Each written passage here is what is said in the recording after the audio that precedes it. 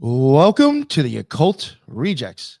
This episode, you got a couple of us together, and we got a very, very special guest. Somebody I've been trying to get on for a while, and we finally made it happen.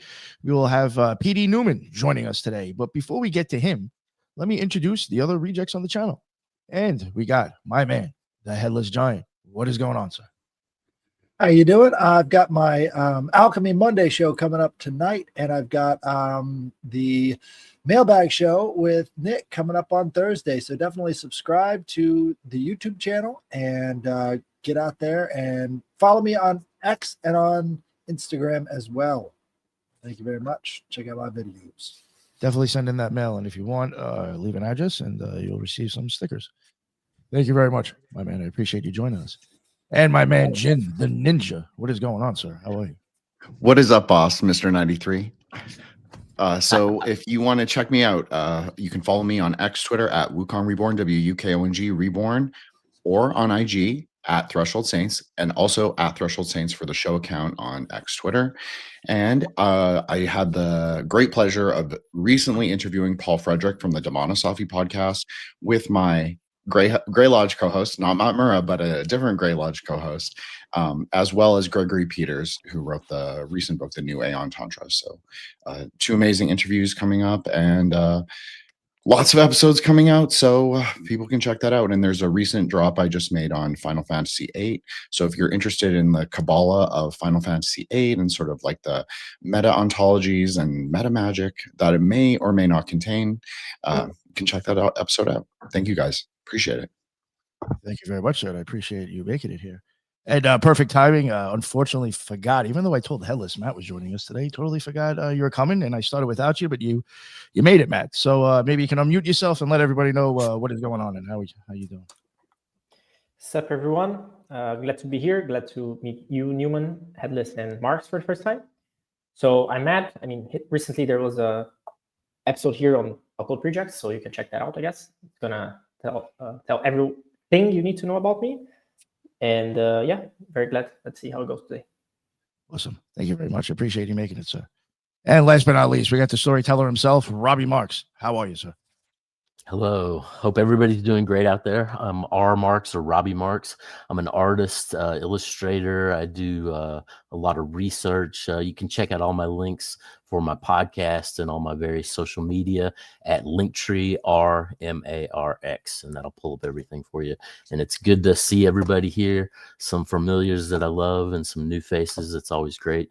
I'm excited for the show, and thanks for having me on, Nick. Of course, no. If it was during the day, I had to get you on, so I always appreciate you joining us. And finally, again, somebody I was very much looking forward to getting on the show. We have PD Newman, and if you're not sure who he is an esoteric researcher, a practicing occultist whose work sits at the crossroads of alchemy, hermeticism, theurgy, and shamanism. He's a Freemason, a member of the Society of Rosicrucians, and also is associated with the Martinist Order. So he's coming from the inside of Western initiatory tradition. He's published in several esoteric and Masonic journals, including the Scottish Rite Journal, Knights Templar Magazine, the Masonic Society Journal, Ad Lucem, and others. Some of his books are, this is great, Alchemically Stoned, The Psychedelic Secret of Freemasonry, Angels of Vermilion, if I'm saying that correctly, The Philosopher's Stone, From D to DMT. And the book we will be discussing today is Theurgy, Theory and Practice, the Mysteries of the Ascent to the Divine. So, yeah, after that introduction, if there's anything that you would like to add or anything you'd like to say or any places that you would like to plug for the people to find your stuff, PD, please let everybody know where they can find you. Yeah, thanks. Thanks for having me. You can find my books at all major booksellers. I recently published a follow-up to Theurgy that is looking at Native American shamanism in the Mississippi Valley and their funerary rites, and how they were incorporating certain entheogenic plants to induce what we might call an out-of-body experience or near-death experience. But yeah, I'm on all the social media platforms. You can find me under PD Newman. If you want to keep up with what I'm researching, that's the way to do it. Awesome. Thank you. Not to get off the topic, it's just something that you just said right now. And I was like, oh, that caught my attention. And I'm guessing maybe, from the other stuff that you've written about, maybe you might see what I'm getting at. Do you think some of these things that they might have been taking back then was to push themselves too close to an NDE? It was the extent of like, I'm going to Absolutely. poison myself before I actually die, so I can have it. Absolutely. Awesome. And Awesome. that's not just an indigenous thing. So, Even in theurgy, um, which is really a ritual application of Platonic metaphysics. At one point, Plato says that philosophy is basically training to die, learning how to die. And he discussed this in terms of what was encountered by the initiates at the Eleusinian mysteries, at the greater mystery. Um, and there's plenty of evidence to suggest that what was actually going on with this Kikion potion they were drinking was that they were consuming some form of a hallucinogen. A lot of evidence points towards ergot, which is a precursor to LSD.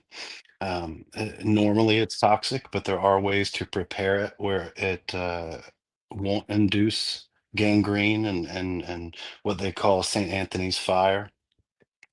So yeah, I think learning how to die, approaching death, or as Brian Murarescu says in the Immortality Key, learning to die before you die. And if you can learn this, then when you do die, you won't die because you've kind of gotten your sea legs and can navigate that territory. do you think, not to sound like crazy or woo-woo, do you think like maybe when you say you see legs, would that almost kind of give you maybe the options of where you're going? Yeah, absolutely. Maybe. Okay. All right. I Yeah, like that. and here, in the material realm, we're very much predicated on space time, time really comes into play when we say, how long will it take me to get from point A to point B, um, traveling at a given speed, right? Well, in that realm, that's not necessarily the case. It's not so much the quantity of space and time that determines travel. It's the quality. So it very much operates in the way that magic operates, like attracts like. So it's not that, let's say, you think of a place where you want to be, that's very quantitative. But if you can feel how it feels to be there, the feeling becomes the place, becomes the embodiment. So travel is very different, experientially, and the way it's discussed in after death manuals like the Bardo Thodol, which is what we know as the Tibetan Book of the Dead, or in the Papyrus of Ani, which is what we know as the Egyptian Book of the Dead. Navigation is very much predicated upon the quality, the qualia present within the traveler. Really, I love it. I love it. Not to get too far ahead of ourselves. Unfortunately, I know I came right off the bat with a question that was kind of like, I'm sure it has to do with your book, but it It's was a just good something. question. Yeah, no, thank you, thank you. I would love to nerd out on this, but I do want to stay on the topic, unfortunately. For one thing, I do want to ask for the listeners who may not know who you are yet. How did you first get into, like, I guess, the world of alchemy, hermeticism, and theurgy, if you don't mind? Taking drugs. Yeah. Oh, okay. All right. To be totally honest, Maybe taking that's what did drugs. it for me too. From about age 11 is when I first started taking LSD and mushrooms. And I live in the deep south where mushrooms grow in grain-fed cow fields. So we were learning how to identify them, and how to consume them before I was even a teenager. And back then, it was a novelty. It was very much a recreational kind of a practice. But pretty soon, as the doses increased and the substances got more complex, such as with NN-DMT and mescaline, I very quickly found myself in territory that I couldn't navigate philosophically, psychologically, and that's what led me to first look into metaphysical models, different religions. In Mississippi, It's not like, I had found parallels to things I was experiencing in Eastern texts like the Tao Te Ching, the Bhagavad Gita, the Upanishads, but it's not like here I can go and talk to a guru, and I had encountered a number of similar terms when I was much younger. I was spending the night with a friend, and there was a book on his shelf. He lived with his grandfather, and that book really attracted my attention. And when I pulled it down and was looking at it, he told me that's the Scottish Rite 32nd degree. That's what you get when you become a 32nd degree. My grandfather's a Freemason. And so I'm flipping through it, reading passages. I have absolutely no idea what I'm reading, but I knew right then that I was going to, at some point in my life, figure out what the hell is going on. What is this book about? But a lot of the same terms that I was encountering in these Eastern texts I found there, and Masonry is very visible here. The Scottish Rite was created in Charleston.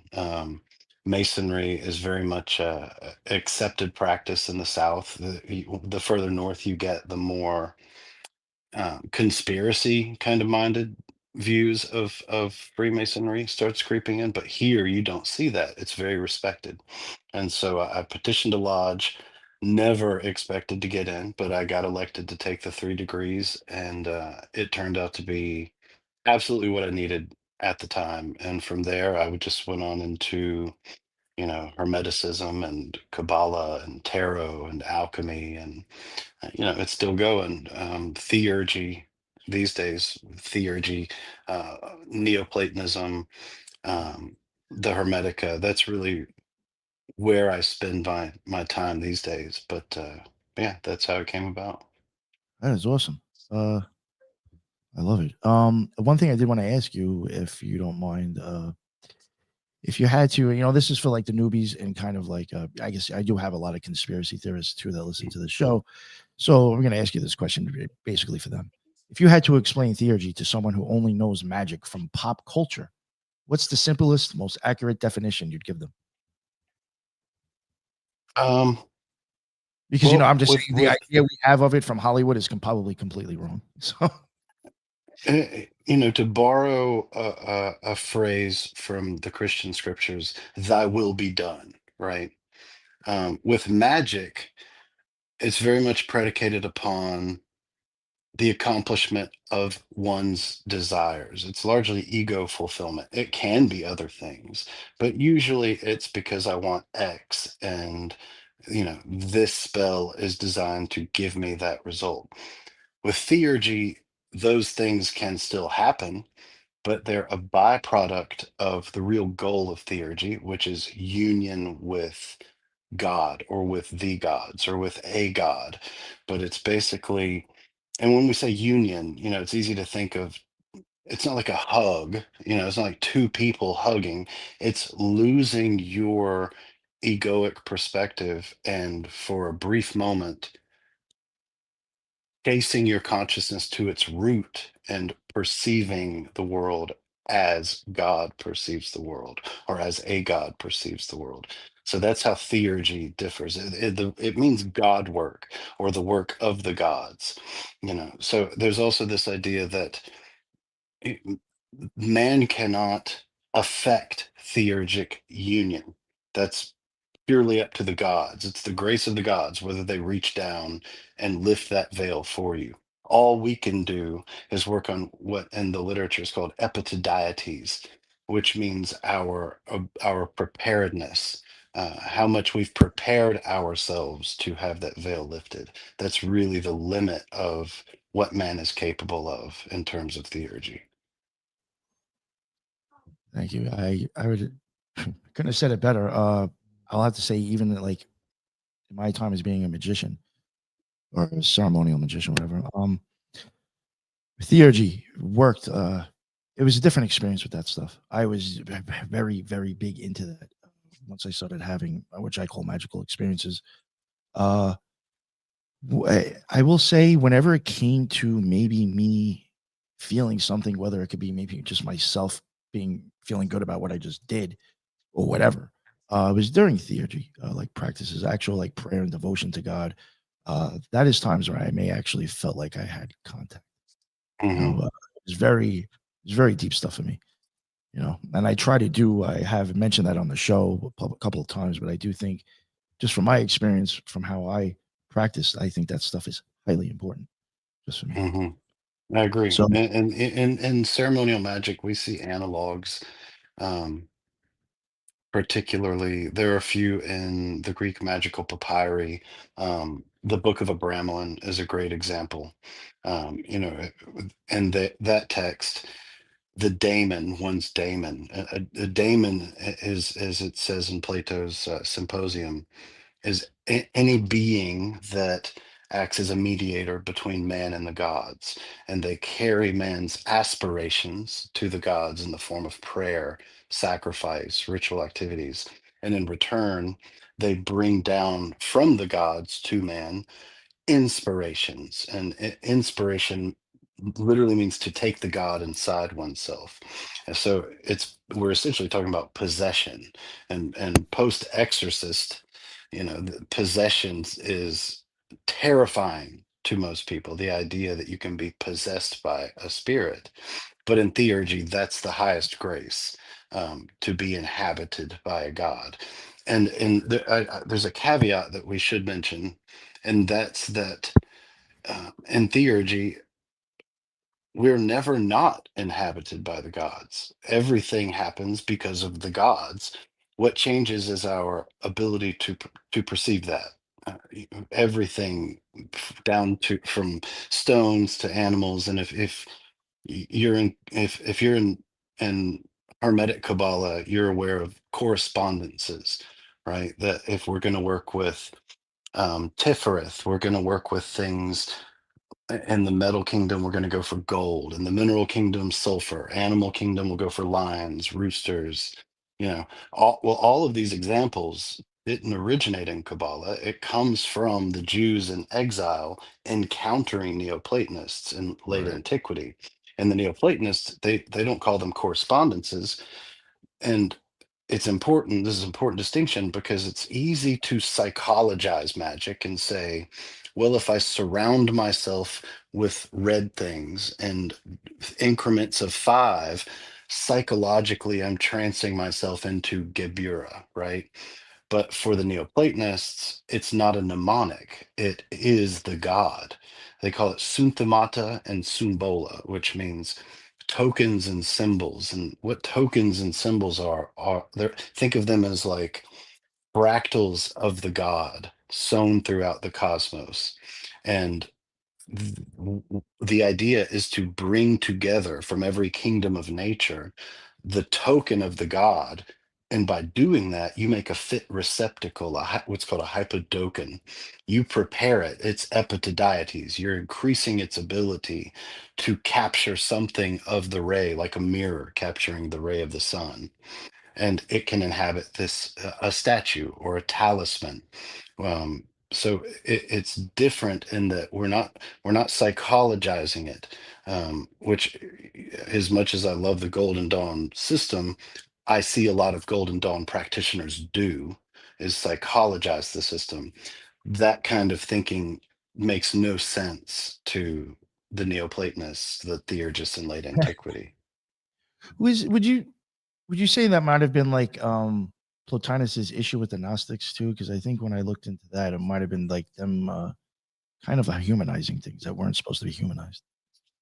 Plotinus, when you read his Enneads, you get an ambivalence from him. He's got a chapter in there called "Against the Yeah. Gnostics," Yeah.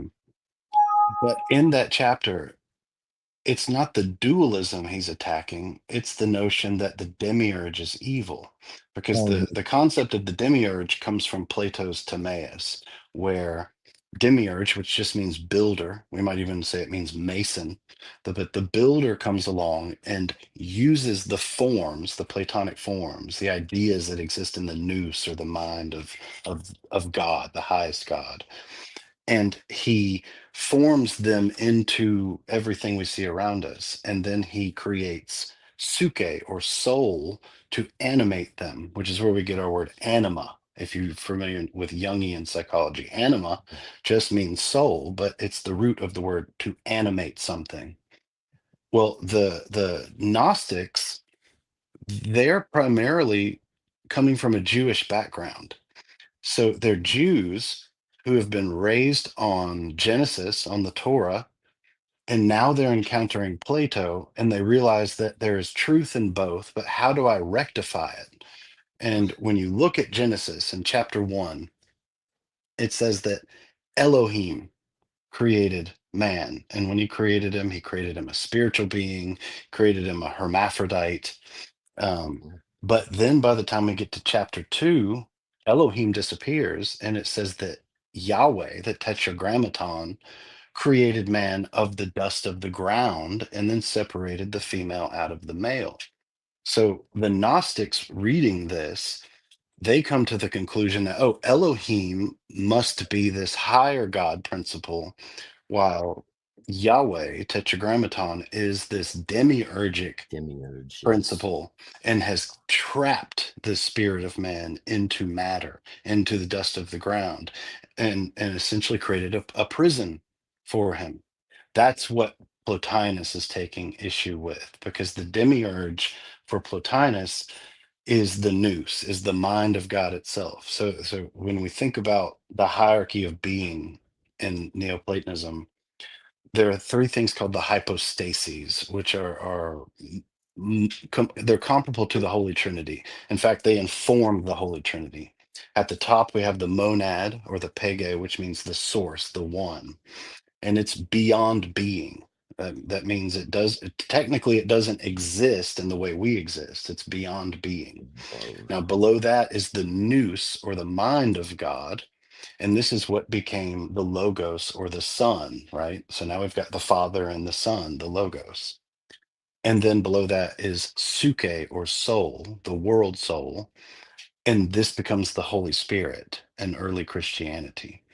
So what Plotinus understands by demiurge is the same thing Christians understand by the Son, by Christ. So this is the mind of God that is the demiurge, that through its intelligence organized all of the forms into something, we could say it informed matter into something useful, meaningful, with process and growth and choice, you know. So that's what he's Yesterday, attacking. yesterday we had Peter Mark Adams talking about the temples with the help me out, Nick. Completely blanked. The temples that they had in Rome. No, in Rome, with the underground temples where they would go, and I don't know why I'm blanking on it so hard, but they were talking about how in the experience with the Mithraeum. Yeah, the Mithraeum. There you go. Okay. In that experience, they would approach the demiurge as they were indwelt by the Spirit of God, right? And so that was sort of their view into looking at the demiurge from the more European perspective, as opposed to thinking that it had to be an evil force. And I think that's really reflected in a lot of the mystery school teachings is the demiurge, the guy who's making all the physical stuff. Yeah, you might not like it all the time, but it's essentially good because you wouldn't exist without it. And that's essential to Platonism as a whole. Platonism is radically monist. So there's a hierarchy of being with the monad at the top. There is no devil. There is no evil principle. Everything exists. Everything participates in being because it participates in the good. Now we can act in a way that causes what's known as privation of the good, almost like erecting an umbrella over us so that the sun won't shine on us. But that doesn't automatically create evil. It simply is not participating in the good to the degree that one could. And instead of evil, that's looked at as more as a tendency toward non-being. So there's not good and evil, but there is being and non-being. And even non-being, if we go back as far as Parmenides, non-being can't be because it's not. So it's acting in an illusory way that's for something that can never happen, right? So yeah, that's exactly what I'm getting at.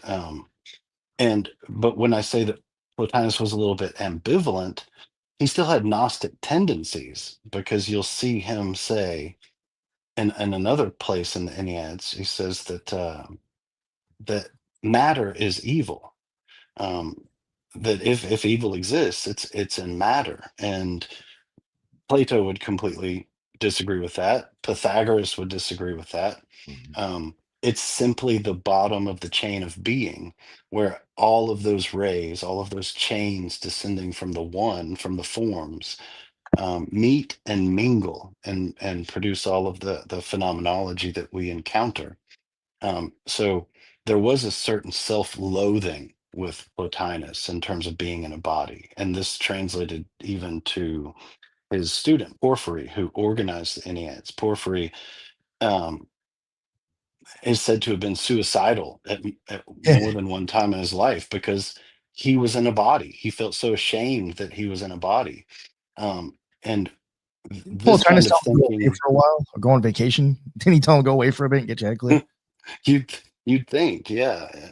But when Iamblichus comes along, Porphyry writes this letter to Aniba, which is one of Iamblichus's students, and he's trying to say theurgy is pointless. It's not a worthwhile practice, and it's Iamblichus that answers him in the guise of an Egyptian priest, Abammon, I think the name he chooses is. Um, but he has a very different view. So Plotinus sees the soul, part of the human soul, is always united with the one. Meaning the soul is not fully descended into matter. Iamblichus wholeheartedly disagrees with this and says, no, we are fully descended. That's why what we do matters. And that if we weren't fully descended, there would be a gap in the chain of being here, that it wouldn't connect all the way, and thus would negate the possibility of ascent, of return to what's called epistrophe, return to the God. So we're in a constant motion of pruodos and epistrophe, going down and going Right. up. So he says, no, we're completely embodied. Um, Moreover, the body is not a prison for the soul. It's the means by which the soul can even express itself, because outside of the realm of the space-time continuum, change can't happen. There's no process, there's no Right. time, right? So how can we learn, make our mark on the world? How can we do anything unless we are fully descended, and unless the body is that the means by which that the spirit is able to make those changes? Yeah. So there's even disagreement within the domain of Neoplatonism, and Plotinus. While it's clear he was probably familiar with theurgy, because he uses language that originates with the Chaldean oracles. And the Chaldean oracles is where we first encounter the word theurgy. This father-son team, both known as the Giuliani, both of their names were Julian. Um, but they're the first ones that talk about theurgy. And Porphyry, he gives us the schematic, kind of the way theurgy works, but then later in life rejects it in favor of his master Plotinus's picture of uniting with God purely through philosophical means. But Iamblichus rejects this. He says, we can talk all day, but at some point the words run out. Dialectic can only get us so far. And when the words run out, that's where theurgy begins. That's when ritual activity picks up, um, and can only be the final means by which we connect with the gods. And at one point he's talking about the synthamata, the tokens, and how they're magical items. Like if we had a piece of gold to connect us with Helios, he's saying it's not our intellectual understanding of the fact that gold corresponds to Helios. He said if that was the case, then any philosopher would be uniting with God or with the gods all the time. He said, no, it's ritualistic actions that are not understood by the practitioner, and the token affects our scent of its own power, of its own connection to the god, that it's a real connection. And once you start viewing the world in that way, everything changes, because you're interacting with divinities all the time. There's not a moment that you can't. So very similar in a way to the Egyptian religion, where when they saw an ibis, they're not thinking, oh, he corresponds to Thoth or Tahuti. That's Tahuti right there, you know. And Indeed. that's how the theurgists are approaching the world. They're approaching the gods in fractal microcosmic forms with everything they touch. So And would you in- consider it more of an animism type religion as opposed to being more of a polytheistic or a monotheistic or monist? It's polytheistic, but it's also um, the problem arises because you encounter sayings like all of the gods are present in Zeus, but Zeusically. All of the gods are present in Hera, but Heraically, right? Mm. So each of the gods are the one god, but this is how they manifest in this given scenario. And also our epitadieties, our preparation, alters the way we perceive the god, because one person might see it one way and another way. And this is addressed in Iamblichus and Proclus. And the solution, they're saying that it's not that the god has changed. Gods are changeless. It's that people are prepared differently to interact with the one divinity, with the one God.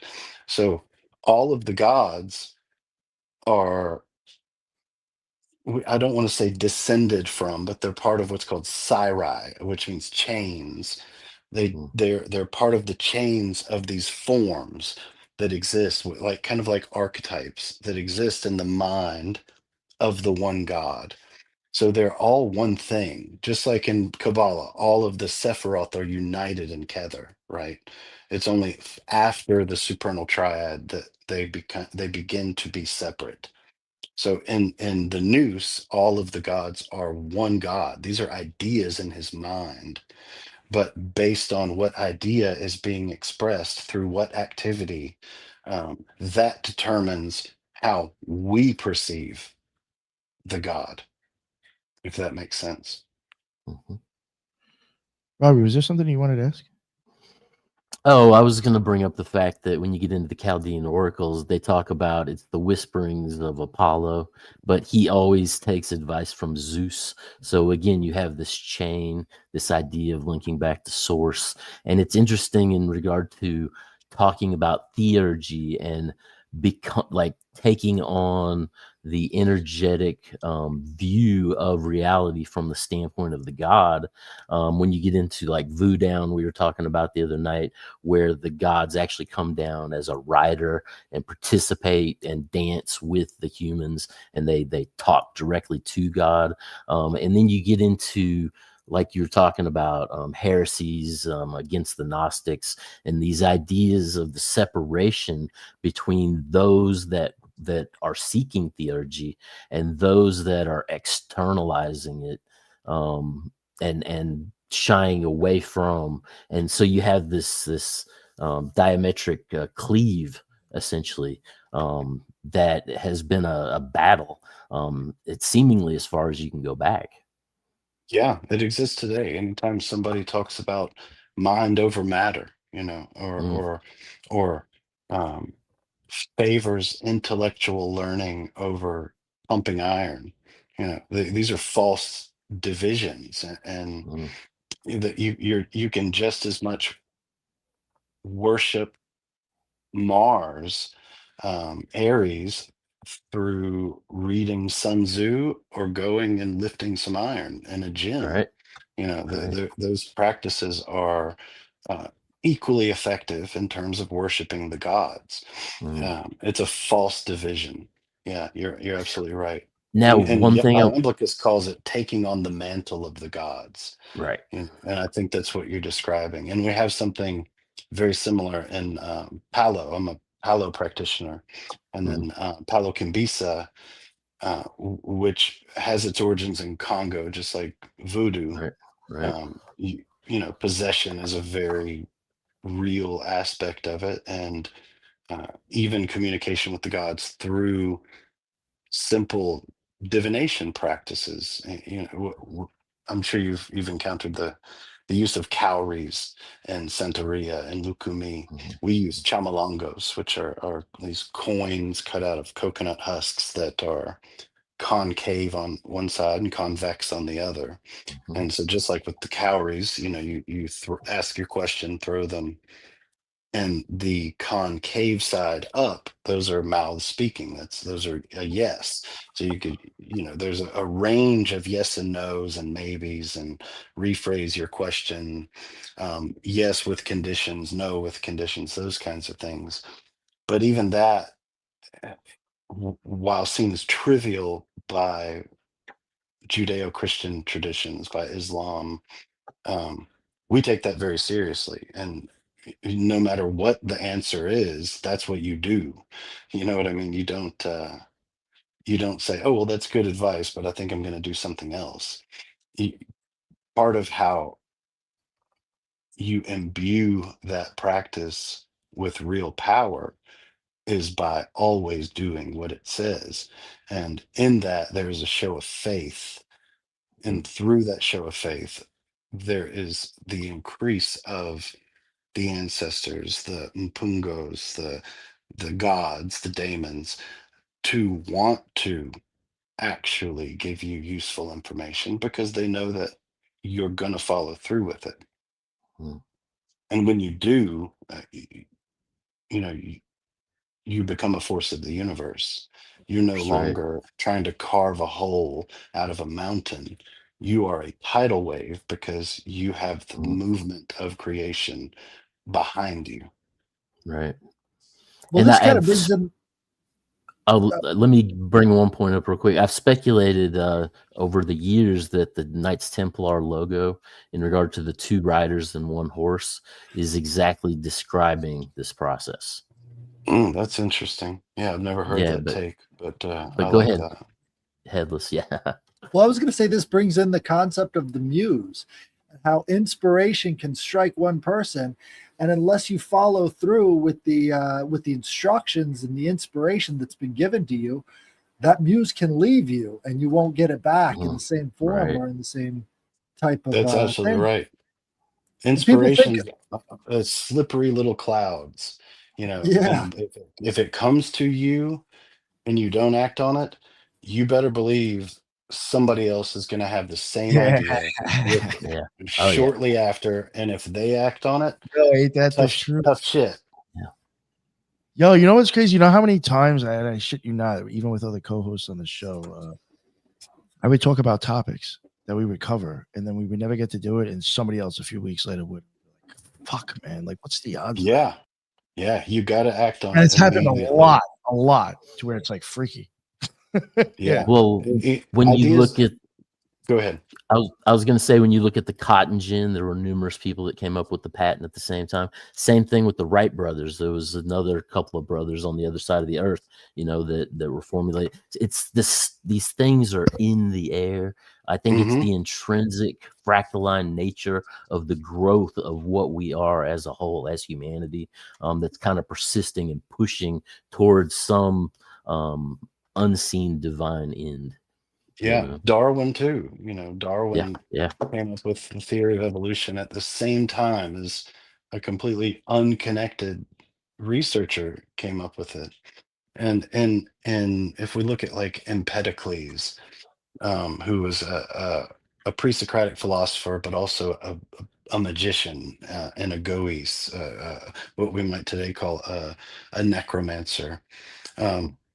But he talks about ideas as conscious beings, and they come to you, and if you entertain what they are and give it voice, they will stay with you and come to Right. you more often.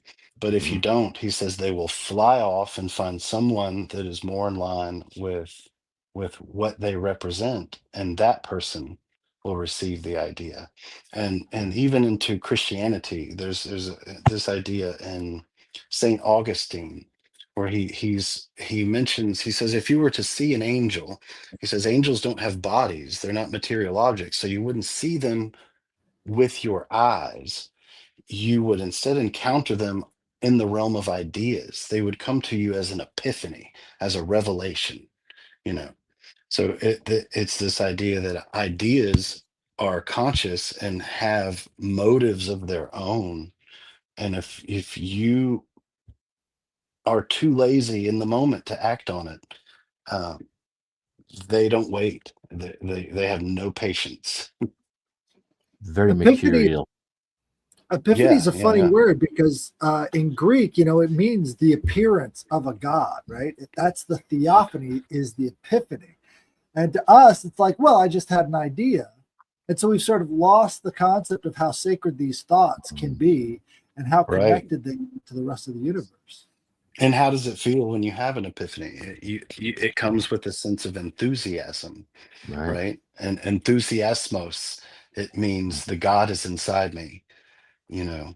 So inspiration, enthusiasm, epiphany, all of these ideas, we talk about it artistically, but really what we're dealing with is the reality of divine forces putting their fingers on us and, you know, hoping probably that we'll do something with it. But I have a feeling that there's no hope, there's no chance involved. They know if you will, they know if you won't, and there's probably more to do with teaching a lesson, you know.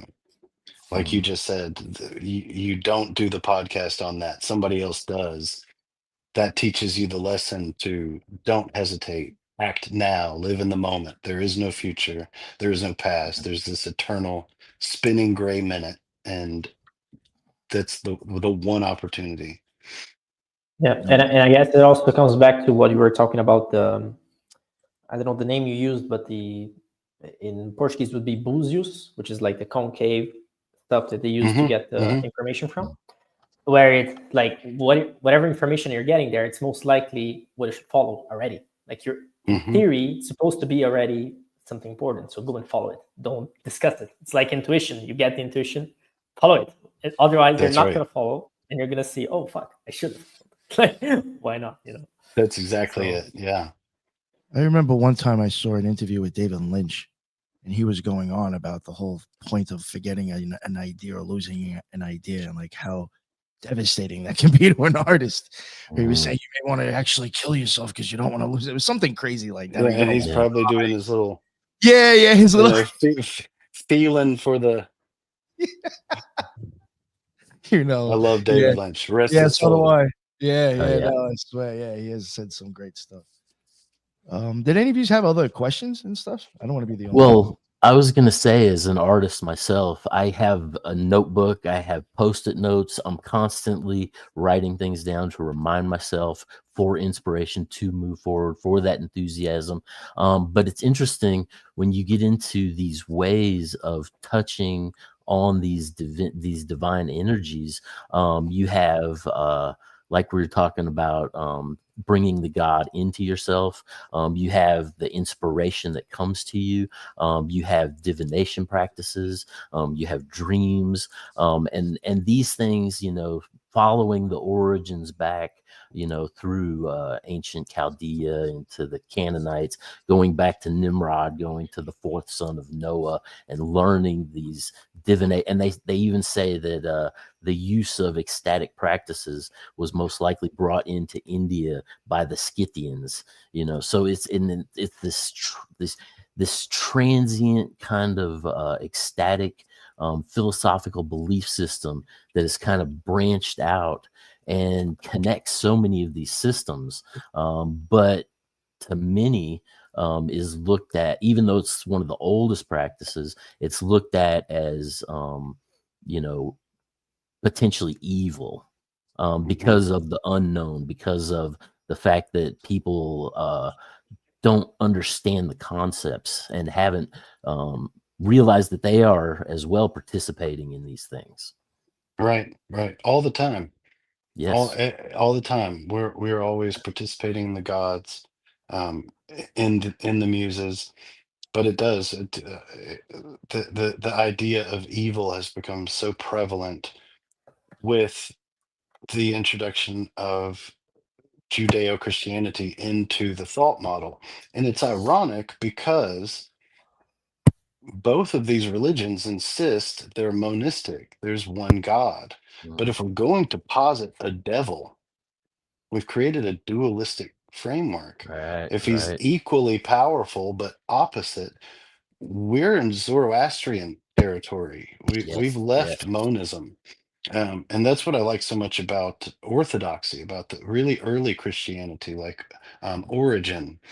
You know, he talks about apokatastasis. Apo meaning not, kata meaning going down, and stasis meaning stay there. So he's refuting the idea of an eternal hell, saying that that makes no sense. If Christ's sacrifice was truly absolute, there can be no remainder, not even a devil, you know. But it's carried so far up into modern times. You know, we look at grimoires with like goetic texts and the princes of hell and commanding demons. When you look at the etymologies of the names of these demons, at least half the time they're the names of pagan gods.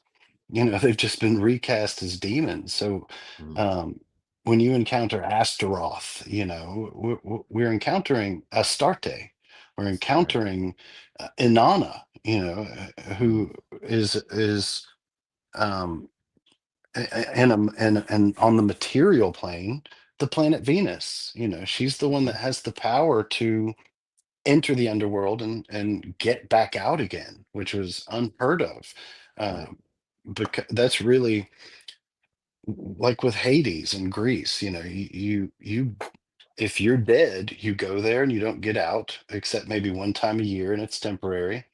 Or if you're in there, you don't get out permanently, which is why the Eleusinian mysteries were such a big deal, because it opens the door for that possibility. That's why Christianity originally, as it was originally conceived, was so important. People don't think about the fact that when Christ was crucified, he was crucified in a Platonic cosmos. Hades is a Greek idea. And in the creed, if you read the creed in Orthodoxy, it says that immediately after he was crucified, he descended into Hades Right. to release the saints, right? And he's going to give them mansions in his father's house. Well, his father's house, what he's talking about, what every Greek and Roman person at the time recognized from that language, he's talking about Olympus, where the gods live, but men have never been allowed to go, you know. So it's interesting because he's both confirming the Greek cosmoconception and overturning it at the same time by changing the Right. Right. rules. But it still wasn't new, because this is what we had been seeing with the mystery traditions, with the Right. Orphic tradition, when Orpheus, even though he doesn't succeed in getting Eurydice all the way out of Hades, the possibility exists, you know. Oh So yeah. fascinating way that this stuff flip-flops, and we inherit this idea of demons when really it's a corruption of the word daemon. And a daemon, there are orders of daemons, but at the top of the order of daemons are angelos, which is where we get our word angels, which means messenger, just like Hermes, just like we said earlier about what daemons mean. They're messengers that exist between man and the gods. But It gets so much worse when you translate daimones into the Roman, which then becomes genius. So Yeah, now by condemning the demons, you're condemning your own genius in some ways. It's right. like that's the spirit that expresses through your body. And we think about that wrong. In modern times, we think of a genius as somebody that has a natural proclivity for a certain thing, whether it be mathematics, science, music, but that's not a genius. A genius, you acquire your genius through devotional practices, through doing the very thing that your character incarnated to do. And that Socrates called it his daemonion, which is just another way of saying his daemon. But Right. yeah, your genius is something that you acquire, and once you do, you are linked up with the gods, because the genius, the daemon, is never not in line with the god above him, right? So you become a tidal wave. Your output gets just skyrockets. Your ability to burn through books, especially if they're books in which you're vitally interested, there's no limit, you know. Right. Right. Um, and I'm sure a lot of you have experienced that. I know when I first got on this path, had my first, to put it in woo-woo terms, like spiritual awakening, I couldn't get enough. I'd spend 8 hours a day in the bookstores. I didn't have any money, so I couldn't buy the books, but I'd sure as fuck sit in there and read them, and there was no limit to how much I could fit up here, and I Yeah. never had that capacity prior. Does anybody have any more questions before I ask something a little bit? Oh, you Sure. ready? Sorry, Nick. I'll jump in. I know I've been a little quiet. PD, would you say that those higher noetic experiences, I know you said you use psychoactive substances at the very beginning, but like when you were engaging in those noetic processes of like reading, engaging with the text or the fire of perception, it's very Geberatic and Hasidic at the same time because you're bringing sort of an synthesis into Tiferet. So would you say that you were following a particular hermeneutic through those texts, or a particular, even an ideological or cosmological one? Like, what are the particulars that helped you sort of engage with that? Not at the time, because I didn't know anything. At the time, I was just gathering information. It would be a number of years before uh, I really started getting my hands on maps, like the Atz Chaim, the Kabbalah tree of life, and once I had these maps and had acquired this new language, I could interpret the information that I had read and retained. But at the time, I was a tabula rasa, man. I had no idea what was going on, and that part of that I liked. There was a certain sacred kind of vulnerability, being suspended in the mystery, and Mm. I think that was integral to the beginning of the journey. But no, I had no uh, framework by which to interpret even my own experience at that point. So it was simply pick it up, read it, put it down, and then as I read further texts, I'd compare, contrast, find analogs. If they didn't agree, the next step is rectify that, find a text that meets them in the middle, explains why it doesn't fit. Um, but one of the first books that I read, and I haven't read it, and it's been 20 years, so I don't know how it holds up today. But it was a book by Dao Malachi called Gnosis of the Cosmic Christ, which is a Sophian Gnostic approach to Kabbalah, and that was very helpful because I was experiencing a degree of cognitive dissonance with reading Kabbalistic texts and Gnostic texts, because remember, I was largely going from things I've encountered in that Scottish Rite book. And there's a lot of talk of Kabbalah and Gnosticism in there with no effort made to distinguish the two. Um, And so once I started diving into those texts, it was clear there's some crossover, but they're not talking about the same thing. And Dow Malachi, back then at least, like I said, I don't know how that holds up today. I don't know how I would feel about that book today, but it did smooth some things over for me and pointed me in other directions. And there was even a time when I wrote him. I must have been 18 or 19. But I said, I can relate to a lot of things you're describing in here, because he's talking about visionary experiences through ritual, which I hadn't experienced yet. I didn't experience anything like that until I started practicing yoga, and then got into magic. But I was saying, a lot of what you're saying I've encountered, but it was on substances like psilocybin and LSD. And I said, Where do you stand on this?" Because nowhere in the book does he discuss that. And he was gracious enough to open up with a stranger about that and say, well, these practices don't work for everyone.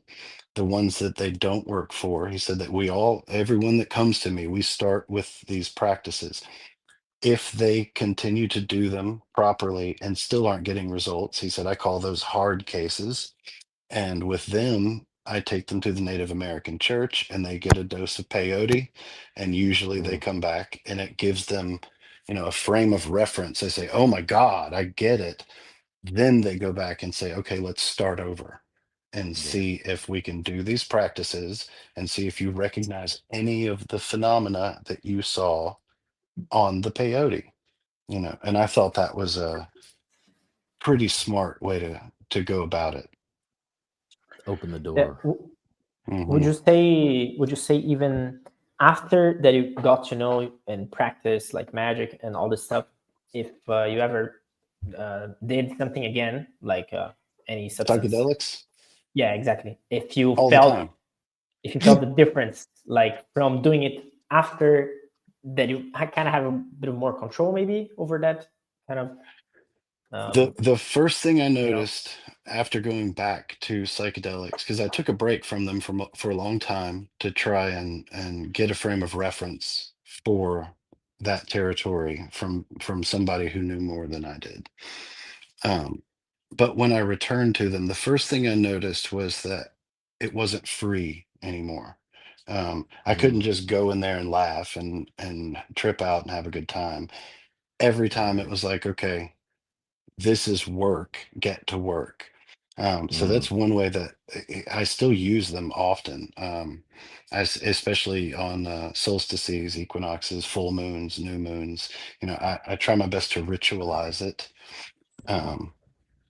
but it's always work, and there are also more consequences. Early on there weren't really consequences, but you really see in real time the consequences, not just of actions, but of intentions, thoughts, tendencies to react to the world in a certain way, like the Buddhists call Right. sankhara, your tendency to respond in a certain way. And you see that in real time. And, ignorance is bliss. I was probably seeing that in real time at 11 and 12, but I wouldn't have recognized it. But being in a place where I recognize it, yeah, it's absolutely changed the way I do it. To quote Jim Eshelman, who I'm sure some of you I know with a who he is. background in Thelema know Jim, but he said one time to me, he said, I never bring psychedelics to my ritual, but I always bring ritual to my psychedelics. And that's me for sure. Nice. P- Yeah. Sorry, Matt. I have a quick Yeah, go. follow up for you, PD, from your previous comment, but even the one you just sort of articulated now, is that would you be comfortable if you described your sort of journey into these the higher gnosis as a bride, perhaps traveling through that path and into Yesod, seeing the world for the first time like preconceptually not having names for things, and then perhaps crossing into that carnal ground of ideas, as you said, being able to throw everything up in the air and also rectify. So that's a very Yesodic kind of property, is to be able to sort of bring all things into synthesis at Tiferet, but then also bring it down back into Yesod and say, yeah, this is perhaps closer to the truth, or perhaps has a contour closer to the truth. Yeah, yeah. Well, for starters, I see any psychedelic drug as being related to the supernal triad. At least has the potential to get you into those spaces. You might not stay there. Everything that goes up must come down.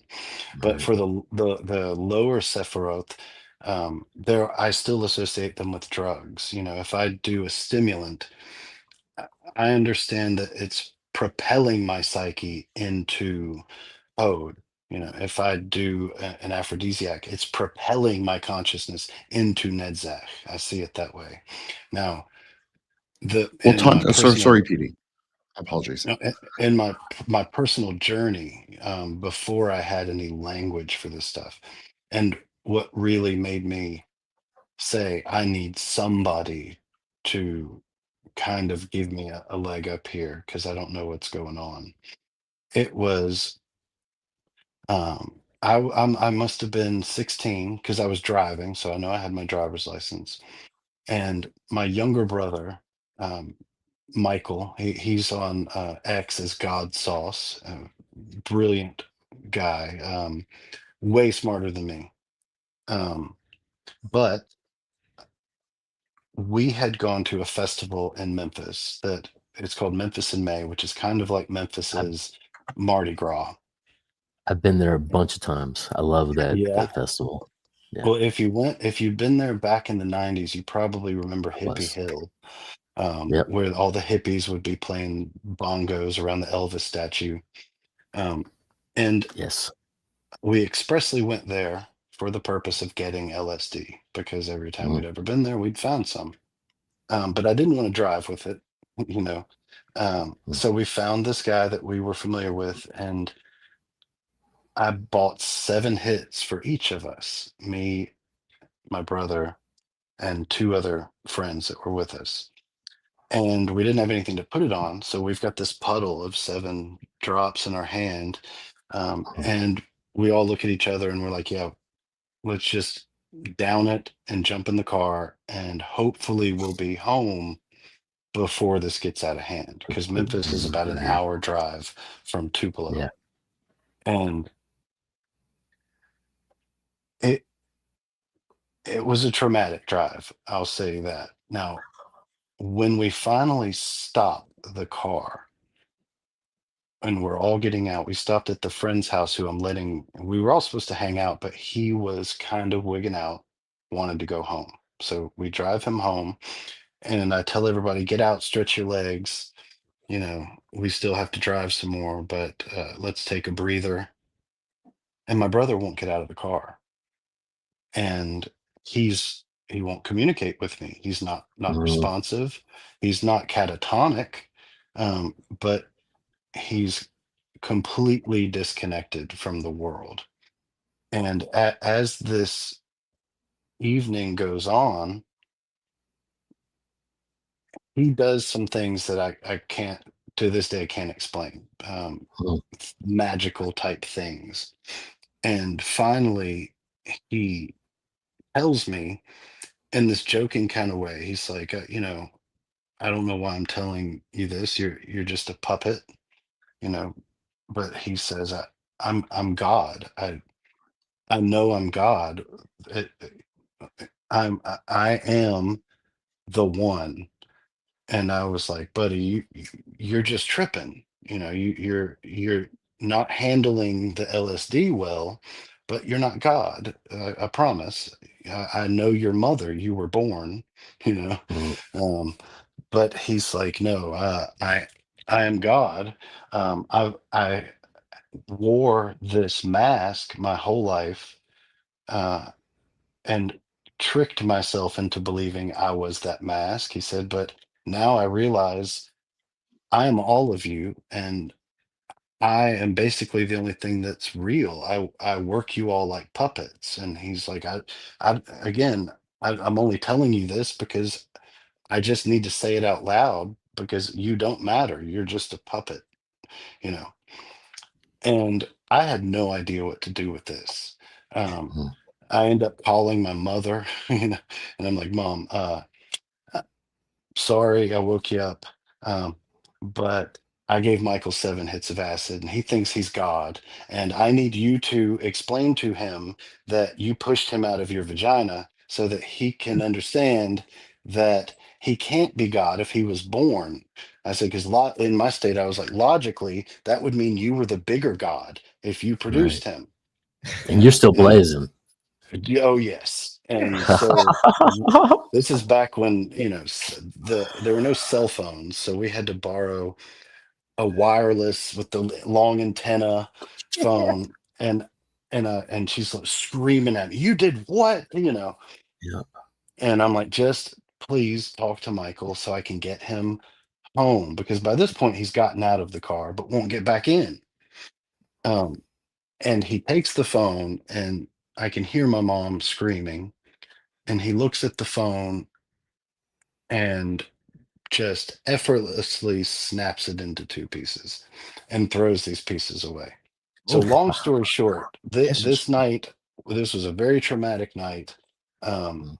After about 72 hours, he finally, that look left his eyes, and he seemed to be somewhat back to normal. But to be 100% honest, you can go read his ex posts. He's never fully come down. He's still, Mm. he is God. He is the one. We're all puppets. That's never left him. It forced him into a permanent solipsism, you know. Mm. So I always thought at that time that he just kind of lost his shit on LSD. It wouldn't be for another maybe 6, 7 months that I took 3 hits of LSD with 2 hits of mescaline. Mm. And I saw firsthand what he meant, what he was talking about.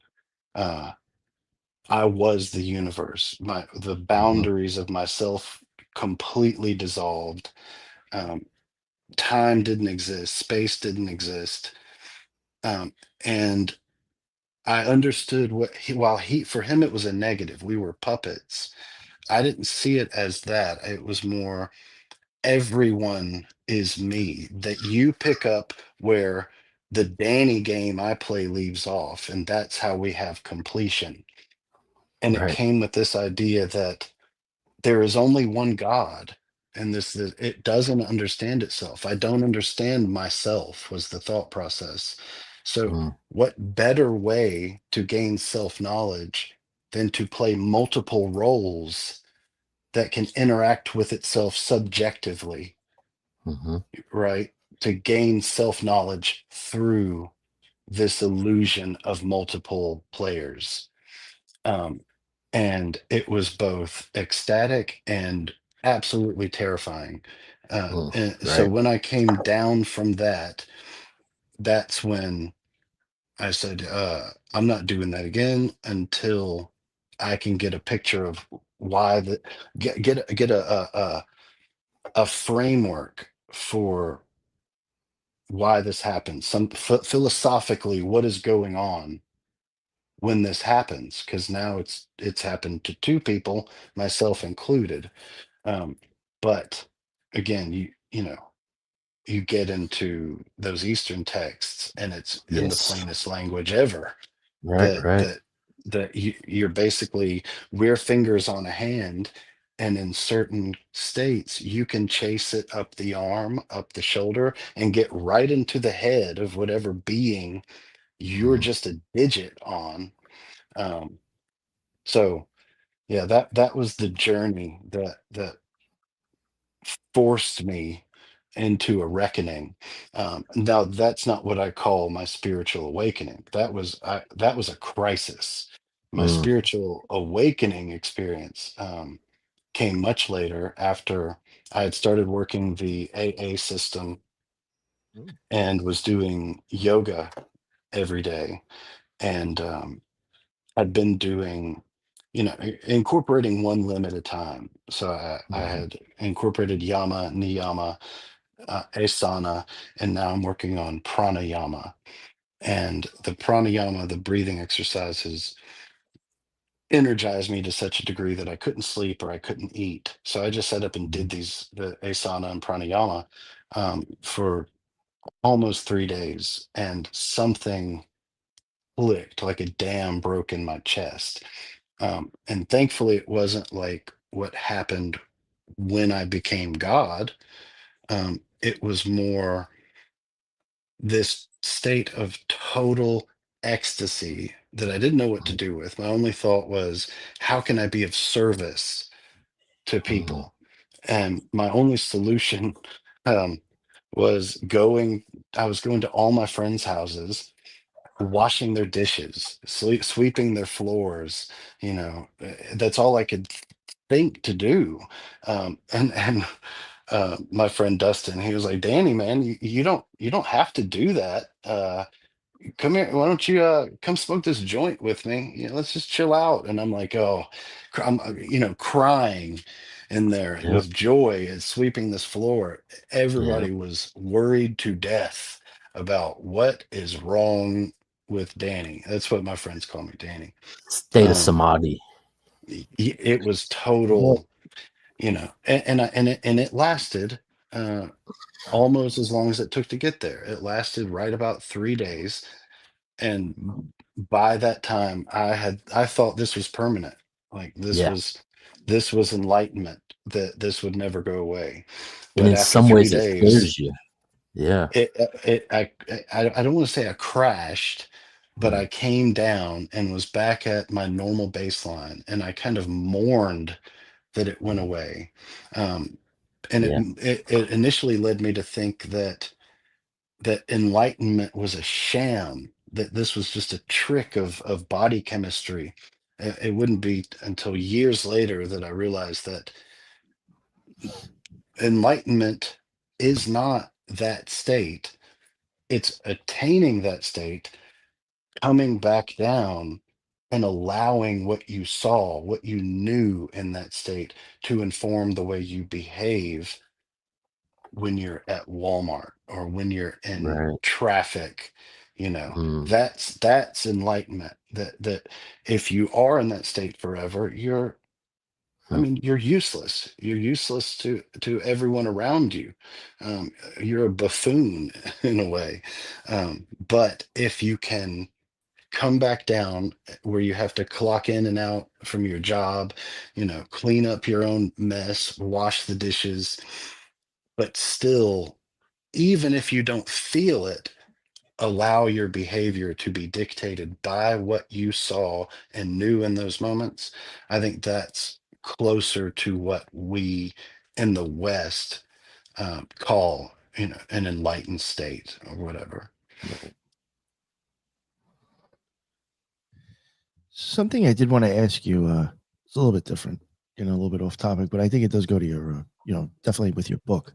And I just wanted your opinion. There's been probably like over the last 2 years, there's been times I've covered alchemists or occultists, even poets or writers that might have been openly into the occult, and even some artists. I don't know if it was Jim Morrison specifically, but I started noticing there was a lot of them that chose at some point to write in hexameter, however you say it, Oh, yeah. or pentameter. And do you think there's something to that besides just a way of writing? Because I'm sure I think you Absolutely, I do. touch on that in your Um, book, Theurgy. with dactylic hexameter, um, in the English language, it's really difficult to write in dactylic hexameter. The closest thing we have is pentameter, and we see people like Ralph Waldo Emerson, they're dipping into that. It's the closest analog. But that's the language that the oracles would speak in. So if you went to the oracle at Delphi, what they gave you back as your oracle was in dactylic hexameter, because it was seen as the language of the dactyls, these beings that live underground or in volcanoes, but they're these divine, sometimes craftsmen, but they're crafting for you this oracle, that usually isn't just encoded and full of symbols, but it works on multiple levels, right?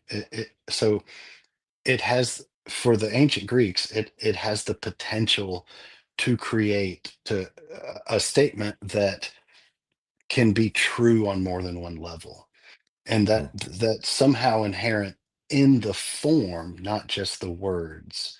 And there's probably something to be said for rhythms and cadence, just Right. like with when we hear rhyming and good alliteration, it creates a trance-like state. Um, and I think dactylic hexameter lends itself to that. I don't think the pentameter is as successful, and it certainly doesn't have the historical weight behind it that dactylic hexameter does. But yeah, Parmenides, Homer, Hesiod, Empedocles, Xenophanes, Heraclitus, all these guys, the earliest really brilliant philosophical, proto-scientific thinkers and magicians wrote this way, spoke this way. The Chaldean oracles is in dactylic hexameter. So Yeah, I think the yeah, I first time, definitely think it was the meter of choice. yeah, I think the first time I came across that it was when I was looking into Empedocles, and I think Yeah. it was because of the oracles. I think. Empedocles is so amazing. Um, I don't know if you've read Peter Kingsley's book, Reality. Highly recommended. It's in two parts. The first part is dealing with Parmenides, the second with Empedocles. But it's not just some historian, scholarly, let's talk about what he said. Through reading it, he has this uncanny ability to lure you into that way of thinking. So by the time Mhm. you've closed the book, you really feel like you have a kinship with Empedocles, with Parmenides. It's it's in the top, probably the top three most important, amazing books I've ever read. Nice. It's funny to me the resistance and yet also love for Parmenides. So like all these other philosophers are reading Parmenides and he says motion is impossible. And Right. then they're all just like, "No, you got to be kidding me!" But they loved it so much that they kept it with them the whole time, and I see that as a big influence in the monism of Socrates and all the rest of the Even Platonic, Neoplatonic, and he also even up to, influenced all of science, right? So yeah, this is where ontology comes from. I was going Yeah, to say even up to Walter Russell and his discussions on how light works. There is no yeah, motion. You know. yeah. There's a great poet, who was the spiritual mentor to R.A. Schwaller de Lubitsch. His Oh yeah. name's Oscar Vladislaus de Lubitsch Meloz, but he had a spiritual awakening that occurred on Christmas or Easter or Epiphany Day or something. But the revelation was that space doesn't exist. That this is all one full soup that we exist in. And Right. a lot of philosophers like to pit Heraclitus against Parmenides, like they're arguing, because Parmenides, he's like you said, he's saying there is no motion, there is no change, there is only being. Non-being cannot be by definition. Right. If you can think it, it is. If it is, you can think it. But Heraclitus, he comes along and he says, no, you can't cross the same river twice because it's not the same river and you're not the same man. You know, they're both, I don't think it's so much that they're disagreeing as they're approaching the same problem from different angles. And we might Mhm. even say one party, Parmenides, is speaking from a macrocosmic perspective and Heraclitus from a microcosmic perspective, Mm. but both are true in that they're both experiential depending on where your head is in that moment. Yeah, I love those guys, the pre-Socratics. Mm. Just there's so much there that is misinterpreted, I think, that's dismissed as pseudo knowledge, pseudoscience. But when you really dive into that stuff, um, you start to see that the world might not be what you thought it was. Mm. Well, Mm. Definitely. Parmenides describes his journey as being sort of like a drug trip, So Yeah, he's in this palace of the Queen of the Night, and it's guarded by Themis or DK, right? And then she Thumis and opens the door. DK. Right. So she opens the door for him, and then all of a sudden he gets the secret of the universe, which is formal logic. This is the first time it's expressed in the formula profile of A equals A. And then you see that carry on to its natural conclusion, which is all motion can't be real. It's none of it's actually happening. Right. Only being Right. matters. You'll see a lot of people say that all philosophy is a footnote to Plato. Well, Plato is a footnote to Parmenides. That's why in the Parmenides, he says, we're going to have to kill Father Parmenides because we can't move in any direction until we can get this shit out of the way. It's so true. And then it's Yeah, funny. and- It's funny to understand how then it would make sense for God to divide itself into multiple things for Yes. things to be, because otherwise there's Yeah. just one thing. Like you cannot have anything else. One thing. That's right. And that's what I saw. That's Okay. why I Well- latched on to that so easily, because it's like, oh, I definitely get that. Yeah. But I was going to say, you get these various stories within the text of like hammering the universe into existence and the various sparks flying out. Or you have like Indra's net where everything is reflecting off everything else and everything is still a part of the whole. These Mhm. stories carry through, and you can find similar stories, throughout. It's the closest analog to something we get from somebody like Max Planck, when we're talking about that at the smallest level, the oxygen molecules, everything is made up of these subatomic particles. If we could see it from that perspective, it would be a three-dimensional mesh web structure, Right, with no separation, no division among it. Quanta. Yeah. So they're, like I said, they were thinking far ahead of what you would think would be common for an ancient mind. Hmm. I love that you guys are so educated on this stuff. I never get to just riff on Riff. Yeah. You're you're able to nerd out a little bit, right? Yeah. Does anybody have any more questions? I wanted to ask one more, at least before we wrap it up. I don't want to take away from anybody. I have one, I guess. Sure, please.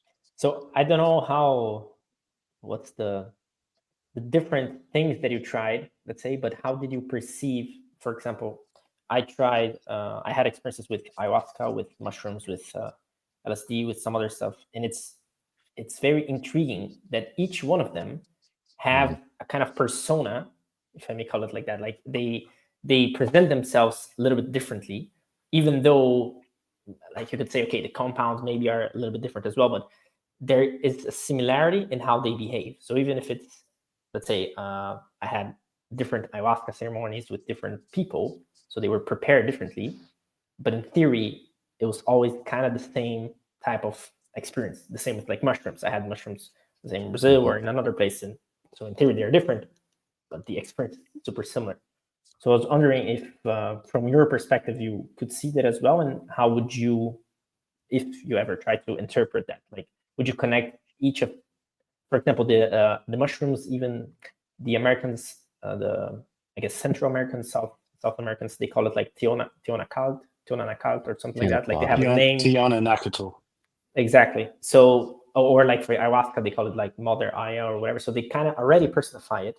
So even if I'm not into that, let's say I wasn't raised in that way, when I perceive it, I see the same thing. So it's this idea of there's some kind of egregore, maybe if you want to call it. So just curious, how do you perceive it as well? Yeah, well, I mean, I'm very much, I have a magical worldview, and I think the world is peopled by spirits. I think even the simplest things, like a can of soda, it it participates in mind to the degree that it is capable. Mm, Because we're not in a material universe, we're in a mental universe. Like Huxley, and I think even William James before him, mind at large, um, is what we're in, we interpret as material, but this is a mental structure. Um, and so everything participates in mind to the degree that it is capable. And these entheogenic substances, they've been participating in mind much longer than we have.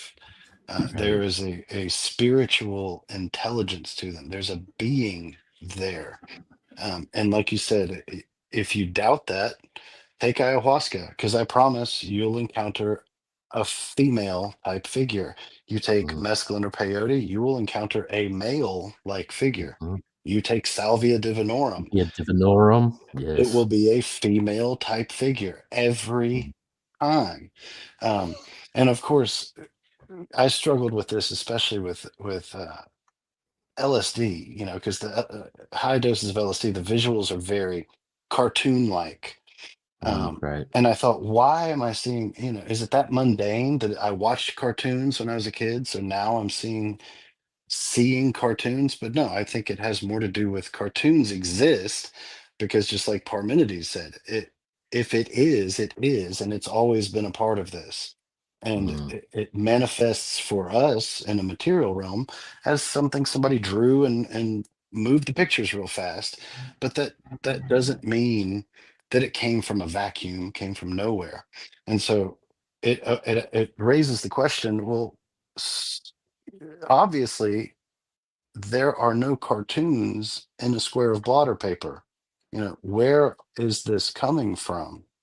um, and I only use that as an example to say that yes, just like with a sacred location, a haunted house as people would like to call it, but there are spiritus loci. There are geniuses that exist in certain locations, and there are geniuses that exist in certain substances.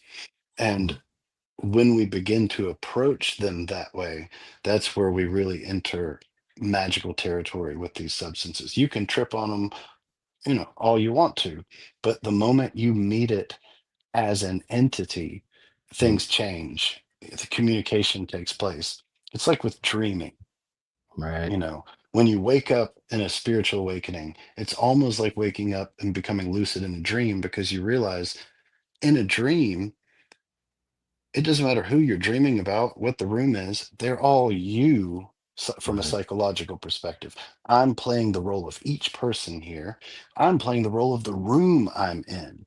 And Hmm. that's what that waking up while you're awake has the effect of. But if you're familiar with dream work, like especially James Hillman, you know, he says the worst thing you can do is look at a dream entity and say, what do you represent? I mean, if you met a new person and instead of them asking you your name, they said, what do you represent? They don't even ask you, they ask themselves, because you're non-existent. What does he represent? What is this? It's offensive. And it's Mm, offensive to dream characters as much as it's offensive to the spirits that occupy these plants. mm, So when they appear differently, it's because they are differently. They have their own personalities. Um, And the moment you approach them that way, instead of a means to an end, that they are the end in themselves. I'm here because I want to commune with you. You Right. know more than I do about some things. And guess what? I got a nervous system and opposable thumbs. You can use those if you want, if I can get a little bit of Mm, access to some of the right. ancient mind you have.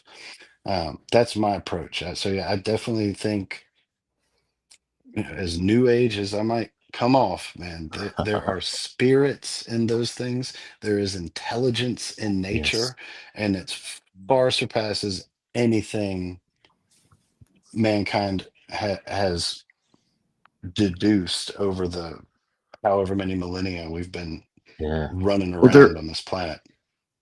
Sorry, So PD, but there is a theory that the origination or the origin of like magical practices, especially Dharma or Tantra specifically, Tantra Dharma, it originated in the Yaksha cult. So the Sanskrit equivalent of a genius loci, basically like a nature fairy or a nature spirit of like a particular place, tree, plant, but they're often seen as very ferocious. And so what we would say as a Buddhist is that they, even as they appear, it's just an existence appearance. So if you push through that in your own consciousness, then you can see what the core of what they really are, which is also sort of a reflection of your own mm, mind, often, or consciousness. Not necessarily, I'm not saying it's 100% that they're Not, you're not 100% saying composed of not psychological mind, but the mind, right? You the mean the higher primordial, mind. like Rigpa is what we would call it, or like Gotcha. like that Diamond Thunder. It's like is Zeus like, but it's not really. It's more Yesodic Tiferet, like in a dialectical relationship. Yeah, yeah. And from that perspective, there are two valid approaches to this. There's, and I'm using these terms in the sense that anthropologists and historians of religion use them. There's the magical approach, there's the mystical approach. The mm, magical approach is a ladder, and each rung has different types of beings on them. They each are objective, have different things they can tell you, do with you, do for you. The mystical approach is everything between me and the top of that ladder is an illusion. Um, Push past it. If you see the Buddha on the road, kill him. mm. That kind of thinking. The goal for me is just to get to the top, the clear light, the void of nothingness. Well, we Both of would say those I think are emptiness. Just valid. as let me say, we would say emptiness. It would be luminousness and masslessness. It's not void. Void would be Well, at fifth consciousness, and we would actually want to go a little higher. We would want to go to Kether if you want to use a Kabbalistic sort of example, but yeah, it's I not get that, but voidness. it's no thingness, as unless you're saying that it's not apophatic, that it isn't devoid of. It's not such that anything you say about it would be wrong because it would be limiting it to that. That's what Mm. I'm that's what I'm trying to explain. But I'm not a Buddhist, so uh, No, I totally get it. I just the language is probably gonna ruffle your feathers if you are a Buddhist. it doesn't. It just is. I just enjoy the engagement of like the Mm. difference of like perspective or view. Right. I Sure, think it's yeah, very yeah. interesting. But I do think they're both valid. If Mm. the mystical approach, I don't care what angel stands between me and the top of the ladder. The magical approach is, oh, today I need to access that part of the ladder, because I'd like to accomplish X. And I think that's the difference. But again, with these substances, um, I don't think it's always safe to use them as a means to an end. They're the end in themselves. So you wouldn't say, I need to access X rung, so I'm going to utilize X substance. Uh, that's where I think you could get into trouble because you're objectifying a subject. Mm. That's what I So was meaning. now, speaking of objectifying a subject, this anecdotally, I have a friend, this is years ago, that he used to sell salvia divinorum on tour. And he was a heavy user of it. And when he started selling it heavily, he had an entity come to him whenever he would use salvia, and it was a male entity that was, he said it kind of looked like a Mayan warrior that had a light bar. And every time he would use the substance when he was selling it, when he went into that state, he had the light bar at his neck, and the warrior was just staring into his eyes. And he said he had to quit selling it. I know that story. I had the same, it's almost identical, but with mushrooms. Selling mushrooms as a kid. Yep. And it wasn't I don't know what it was because it was so large, but a giant foot would come down and threaten to squash me. And it was as real, absolutely terrifying. But yeah, I never sold another mushroom after that. Yeah. Wow. So I had a question about Martinism. Now, I've seen that there's a Martinistic influence in voodoo and in Mormonism. Is there, what got you into Martinism? And I know that it has something to do with the Solomonic magic and how they use some of those keys as well. So I was just wondering if you could expand on that. Well, my interest in Martinism came with my interest in theurgy. Martinism emerged out of the first high degree system of masonry called the Elucoan, which was founded by a man named Martinez de Pascali. And it's a theurgic system that also works. It's kind of a Bramlin-like in that it also works with lower spirits, but the point being, if you're aligned with your daemon, your holy guardian angel, and they align with you, then you're kind of extending salvation, grace into the lower realms of the world. That's what first interested me about it. And also their open use of hallucinogens, which a lot of Martinists won't admit today. But they were using a number of different psychedelics in the initiation rituals of the Elucoan.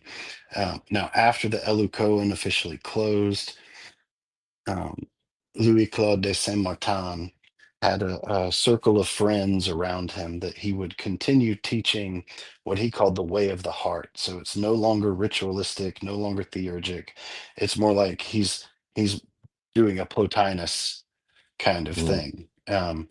And 2 or 3 of his students or students of students eventually came together and created the Martinist order, which is a 3-degree system similar to Masonry, but with more Rosicrucian elements present. And once you become a Martinist, a 3rd-degree Martinist, Elucoan opens to you. So you can join Elucoan and get access to some of these theurgic protocols that aren't written about openly, aren't discussed. Of course, it's not late antique theurgy, but you're seeing how it developed post grimoire tradition. And that's what interested me mainly was trying to understand how they're fitting things like the Key of Solomon, different grimoires into that model. Because if you look in the Lemegeton, look in the Lesser Key, you'll see it separated into goetic magic and then theurgy. The goetic is dealing with demons, theurgy is dealing with angels. A late antique theurgist would say, no, that's not theurgy. That's dealing with angels. That's working with demons. It has nothing to do with uniting with a god. So I was mainly interested in how it evolved through the years, especially after the emergence of the European grimoire tradition. Thank you. Really interesting. Thank you. Does anybody else have any more questions before I ask him something else? I guess kind of like to wrap it up. I did want to say I did want to ask. I guess like the average person on the street, I guess, came up to you and said why does all this stuff that we were just talking about, the oracles, Neoplatonists, Homer, and all that stuff? Well, why theurgy? Why does any of that matter today in 2025? Like, what's the point? What would you tell somebody if they asked you that? Two things. I would say it doesn't matter. You're perfect just as you are. Whether you want to or not, you're still uh, uh, at one with God, at one with the gods. Everything is as it should be.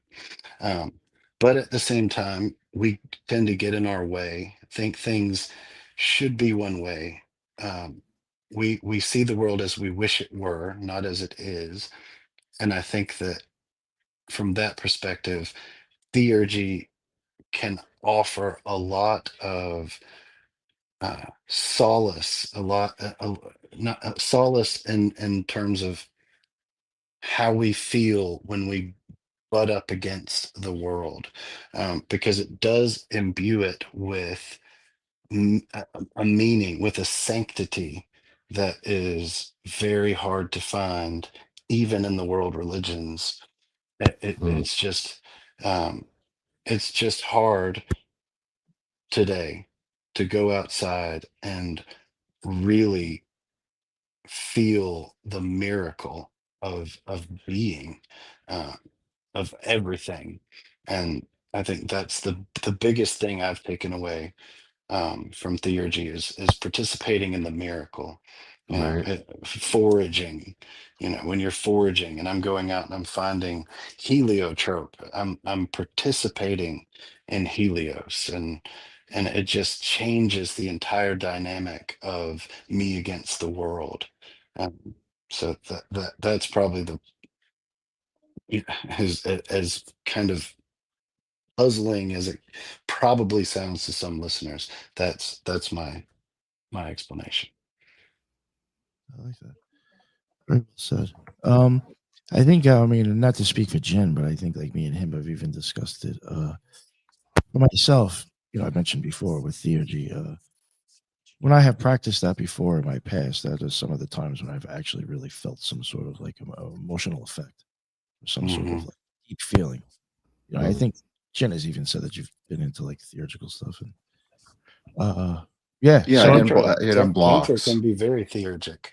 Yes, tantra is definitely theurgical, and I would say we do apply our will at specific points, but we would be mindful of the karmic implication of doing so with certain practices for sure. But yeah, I agree with you, Nick. It can be very. We would say it's unblocking the energy centers or the channels. So sometimes, like at heart center, often you will find like people will cry after sadhana. It's very common. So yeah, absolutely. There's many, and you can feel anger sometimes. You can feel lust sometimes. You can feel different. It depends on what practice and what text you're doing. But yeah, you can unblock some of those klipas or those klishas or those skandhas, those aggregates of mind that would prevent you from sort of reaching primordial consciousness for sure. Yeah, so much. there's a great book that might interest you, by a friend of mine named Gregory Shaw. Um, he wrote a book called his first book was Theurgy and the Soul, which was a deep dive into Iamblichus. But his most recent book is Hellenistic Tantra, and he's comparing Iamblichus's program um, Abhinavagupta, to the early Kaula Tantra, particularly Kashmir Tantra, Southeast Asia. But lots of parallels, especially in the perception of the body, as almost like body as soul and vice versa. But that might be something, Jen, that you would find fascinating. Thank you, PD. I'll definitely. I've seen it on IG. People like Ike Baker and other people have Yeah. interviewed him. I just haven't listened to them or bought the book, but I will definitely do that. Thank you. Hmm. A little Ike's bit of a very teaser. good too. Yeah, actually, I got Ike coming on. I think in a week or so. Nice. Nice. Yeah. PD, thank you so much. Before I let you plug everything and let everybody know where they can find your stuff, let me just have the other people remind everybody where they can find them.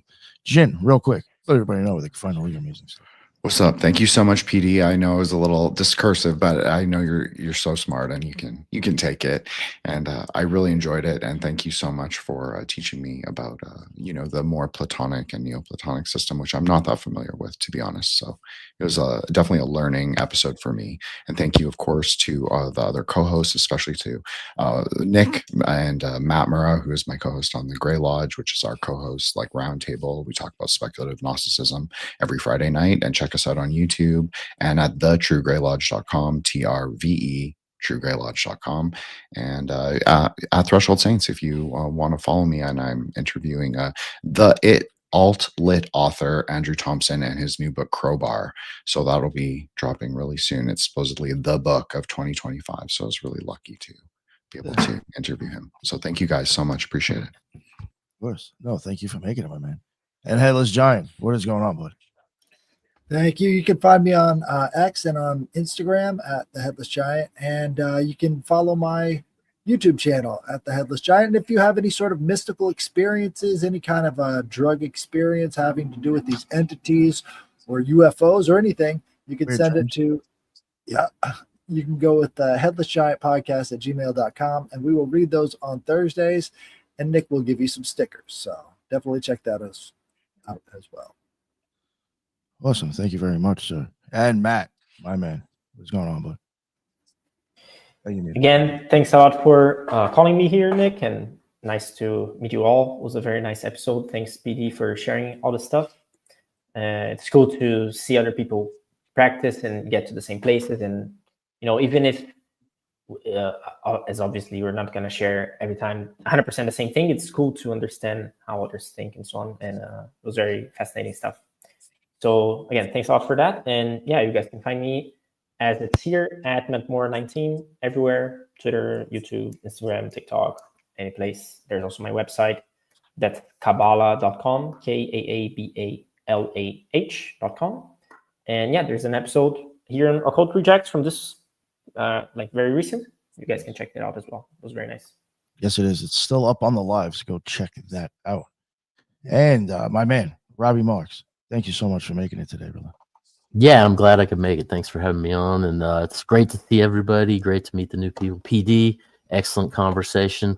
This is the type of information that I dwell within and kind of have absorbed, since like you were saying, since I was in my early teens. And it's just, it's a great conversation. So thank you so much for that. And if anybody wants to check out my stuff, you can go and check my Linktree, which is Linktree RMARX, and that'll pull up my artwork, my MetaMindcast podcast, all my miscellaneous social media. Any way you want to connect with me is there. And thanks again, Nick. Of course. Thank you for making it. And finally, PD, I really want to say thank you for coming on. I know it took a while, but it was well worth the wait.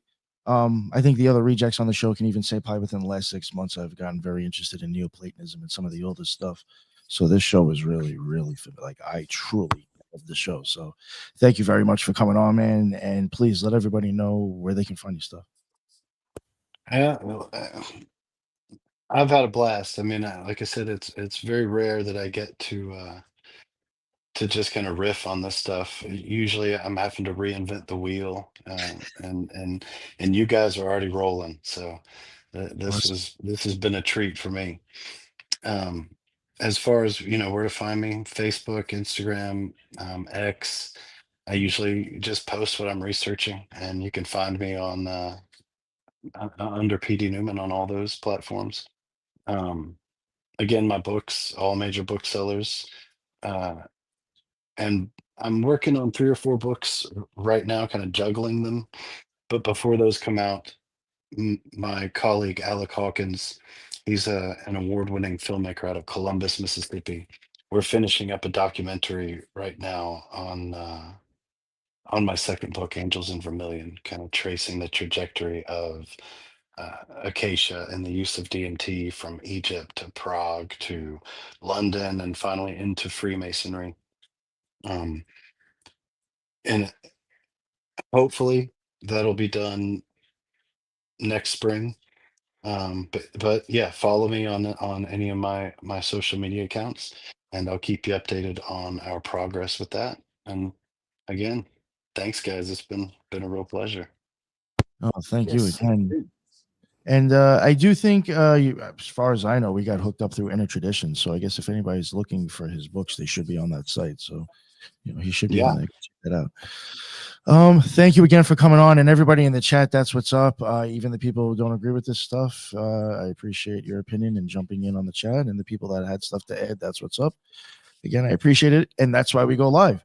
And until the next one, everybody be well. Later.